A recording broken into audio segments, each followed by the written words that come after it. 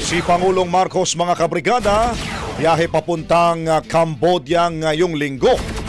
Brigada Maricar Sargan sa detalye. Ibrigada mo! Brigada!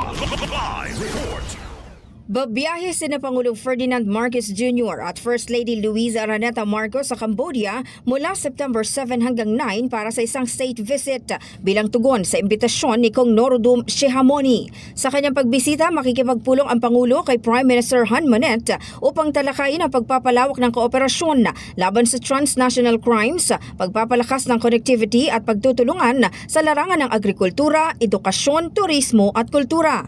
Nakatakdaring pangunahan ng Pangulo ang isang roundtable meeting kasama ang mga negosyanteng Pilipino at Cambodian para pag-usapan ang pagpapalawak ng market access at kalakalan sa pagitan ng dalawang bansa. Kasama rin sa programa ang pakikipagkita ng Pangulo sa Filipino community sa Cambodia na karamihan ay nagtatrabaho sa sektor ng edukasyon at serbisyo. Ang state visit ay bahagi ng pagpapatibay ng higit 60 taong diplomatic relation ng Pilipinas at Cambodia at tugon din sa naging state visit sa bansa ni Prime Minister Han Manet noong buwan ng Pebrero.